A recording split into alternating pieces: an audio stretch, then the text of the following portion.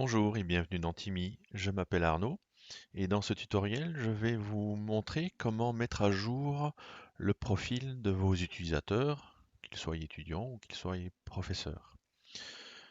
Donc quand je regarde un profil d'étudiant, je prends ici Adeline, euh, moi dans ma manière de gérer leur profil, j'utilise la notion de poste pour y mettre la classe. Euh, Et comme ça me permet en fait, au-delà du fait que Adeline est effectivement en P2A, je peux alors retrouver, classer, regrouper mes étudiants par classe. Alors, ce que je vais vous proposer de faire, c'est basé sur une ressource de type CSV. J'ai ici des assignations dans mes classes où pour P1A, j'avais assigné un certain nombre d'étudiants dans ces classes, pour l'appartenance dans les classes. Et je me propose de réutiliser cette assignation, que ce soit pour mes premières primaires ou mes deuxièmes primaires, c'est de réutiliser la notion de classe pour mettre à jour l'attribut poste dans le profil de mes étudiants.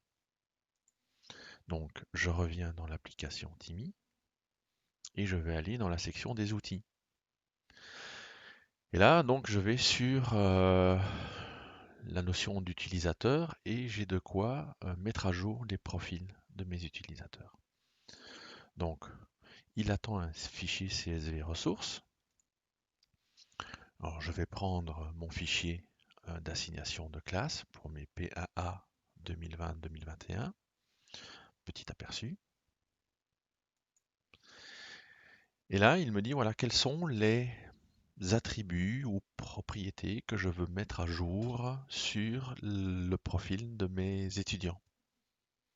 Le profil de mes étudiants se trouve dans le fichier CSV, au même titre, c'est le user principal name.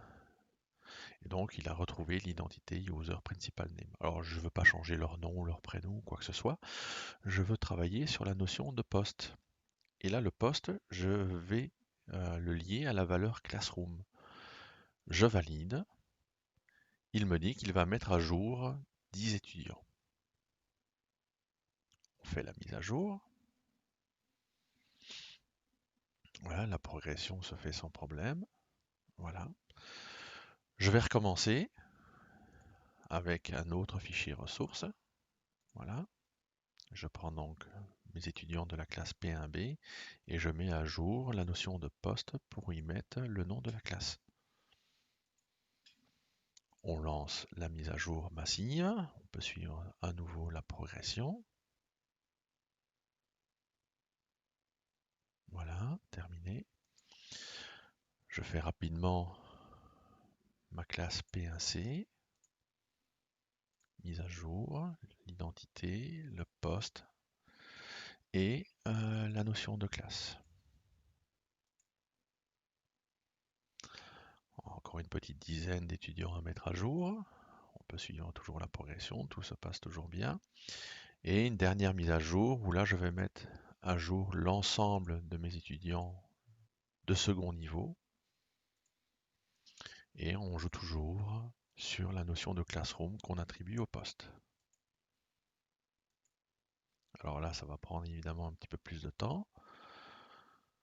J'ai une trentaine d'étudiants à mettre à jour.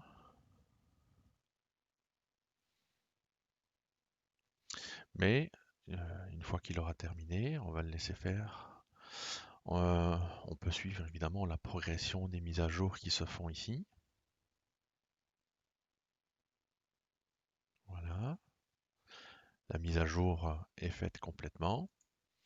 Mais il est aussi évident que la mise à jour de ces profils pourrait être faite sur base d'autres fichiers. Je pourrais peut-être prendre ici un certain nombre d'étudiants que j'ai dans ce fichier CSV et par exemple décider de mettre à jour les adresses mail privées, adresse privée. Et donc là, il me mettra à jour que le champ email privé de l'étudiant, où je pourrais décider évidemment de mettre à jour tous les noms d'affichage basés sur ma ressource CSV.